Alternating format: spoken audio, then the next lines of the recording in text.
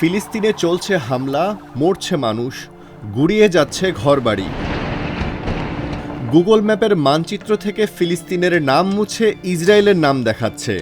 আর ইসরায়েলকে পরিবেষ্টিত দেশগুলো দেখুন: জর্ডান, মিশর, সৌদি আরব, লেবানন, সিরিয়া, ইরাক, ইরান, কাতার, কুয়েত, বাহরাইন, আরব আমিরাত।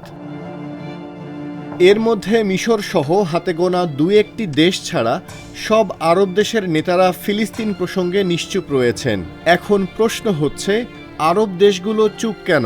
এরা কি বিশ্বাসঘাতক, নাকি এরা আসলে কিছুই করতে পারছে না? অনেকে বলছেন আরব বিশ্বের এই নীরবতা মানে তারা ফিলিস্তিনিদের সঙ্গে বিশ্বাসঘাতকতা করছেন। আবার কেউ বলছেন ওরা চাইলেও কিছু করার অবস্থায় নেই। আসল কারণটা কি? আসুন একটু দেখি। একসময় আরব দেশগুলো ফিলিস্তিন নিয়ে খুব জোরালো অবস্থানে ছিল, কিন্তু এখন অনেকেই ইসরায়েলের সঙ্গে বন্ধুত্ব করছে। যেমন আরব আমিরাত, বাহরাইন, মরক্কো, সুদান সবাই আব্রাহাম অ্যাকর্ডে সই করেছে।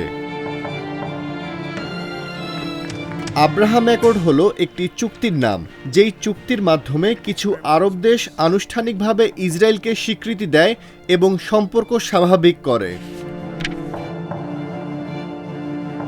যদিও সৌদি আরব এখনও আনুষ্ঠানিকভাবে আব্রাহাম অ্যাকর্ডে অংশ নেয়নি, তবে গোপনে ইসরায়েলের সঙ্গে সম্পর্ক উন্নয়নের ইঙ্গিত দিয়েছে। মিশর, জর্ডানের মতো দেশগুলো ইসরায়েলের সঙ্গে শান্তি চুক্তি করেছে। এর বদলে তারা পায় মার্কিন সহায়তা, তাই ইসরায়েলের বিরুদ্ধে সরাসরি তারা কিছু বলতে চায় না। সিরিয়া, ইয়েমেন, লেবাননের মতো দেশগুলো নিজেরাই দারুণ সংকটে। যুদ্ধ, দারিদ্র্য, অস্থিরতা এর মধ্যে তাদের পক্ষে বাইরের বিষয়ে মাথা ঘামানো কঠিন। দীর্ঘদিন ধরে লড়াই চললেও ফিলিস্তিন ইস্যুতে কোনো সমাধান আসেনি। অনেক আরব নেতা মনে করেন এই লড়াই দিয়ে কিছুই হবে না।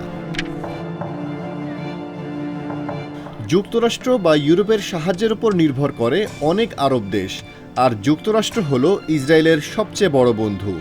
তাই বেশি কথা বললেও সমস্যা হতে পারে। তবে সব আরবরা চুপ না। সাধারণ মানুষ, বিশেষ করে তরুণরা সোশ্যাল মিডিয়ায় প্রতিবাদ করছে, রাস্তায় নামছে। তারা এখনও ফিলিস্তিনের পাশে আছে।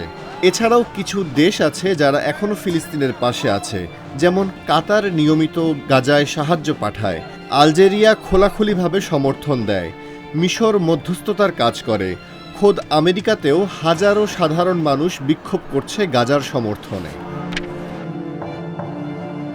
তাহলে প্রশ্ন হলো, আরব বিশ্ব কি ফিলিস্তিনিদের সঙ্গে বিশ্বাসঘাতকতা করছে, নাকি তারা কৌশলগতভাবে চুপ থেকে চলেছে?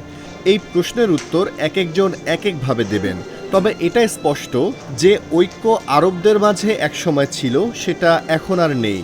আরবদের এই বিভক্তি ফিলিস্তিনিদের লড়াইকে আরও কঠিন করে তুলেছে।